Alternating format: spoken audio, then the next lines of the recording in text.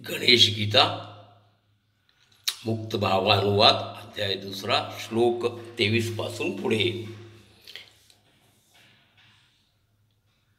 आणखी एक, हे महामते, जर मी आळसी आणि स्वच्छंद होऊन जर कर्मच नाही केले तर सर्वच वर्ण कर्माचा त्याग करून माझे अनुगमन की करून कर्महीनच होऊन जातील।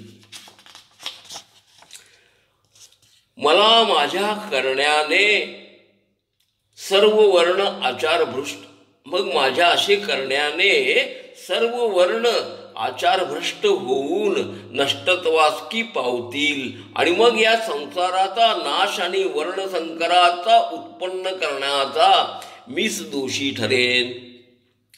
ज्याप्रमाणे कामना करणारे अज्ञानाने सदा कर्म करण्यामध्येच रत असतात, त्याचप्रमाणे विद्वान जनासाठी उचितच आहे की त्यांनी लोकसंग्रहास्तव आसक्तीरहित राहून कर्ममग्न राहावे। अज्ञानवशत कर्म करणाऱ्यांनी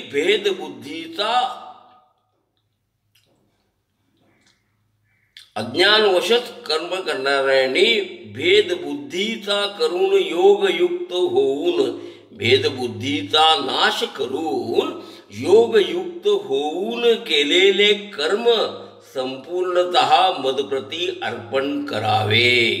हे राजन, अविद्या आणि गुणांनी वशीभूत होऊन निरंतर कर्मामध्येच लिप्त असणारी व्यक्ती अहंकाराने मूढत्व पावून स्वतःच या सर्वांचे कर्ता असल्याचे सांगतो।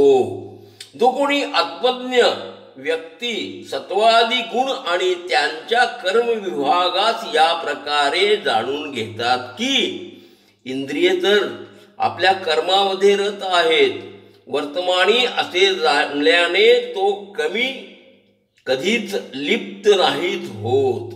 सत्व रज तम या 3 गुणांनी मोहित झालेले प्राणी फळाशयानेच कर्म करतात। त्या अविश्वासी आणि आत्मद्रोही पुरुषांना सर्वज्ञ पुरुषाने कर्ममार्गी चालण्यास प्रोत्साहित करू नयेच। या प्रकारे पंडितास उचित आहे की त्याने माझ्यास्तव नित्य नैमित्तिक कर्माचे अर्पण करावे। मग तो अहमपणाचा, मीपणाचा आणि ममत्व बुद्धीचाही त्याग करून परमगतीस प्राप्त होईल। ईर्ष्या न करणारे जे भक्तिमान पुरुष मी सांगितलेल्या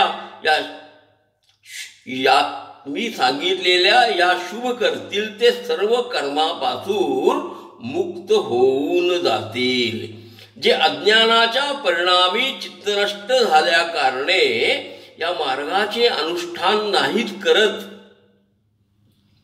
त्या ईर्ष्यालू, मूर्ख आणि नष्ट बुद्धीजनास माझा शत्रूच की जाणा। जेव्हा ज्ञानवान पुरुष आपल्या स्वभावानुसार प्रयत्न करतो आणि त्याच स्वभावानुसार वर्ततो, अशा वेळी वर्तनाचे ग्रहण न करणे व्यर्थच होय। कर्मेंद्रिय आणि ज्ञानेंद्रियांच्या विषयांमध्ये काम क्रोध उत्पन्न होत असतात, त्यांच्या वशी आपण होऊ नये, कारण हे प्राण्यास शत्रुरूपच की आहेत। आपला गुणरहित धर्मही चांगला, दुसऱ्याच्या गुणयुक्त धर्मानेही आपले भले नाहीच होऊ शकत। आपल्या धर्मी मरणे हेही परलोकी कल्याणकारी सिद्ध होते, मात्र दुसऱ्यांचा श्रेष्ठ असलेला धर्मही भयच प्रदान करत असतो। वरेण्य म्हणाले, हे गणेशजी, प्राणी मात्र कोणाच्या प्रेरणेमुळे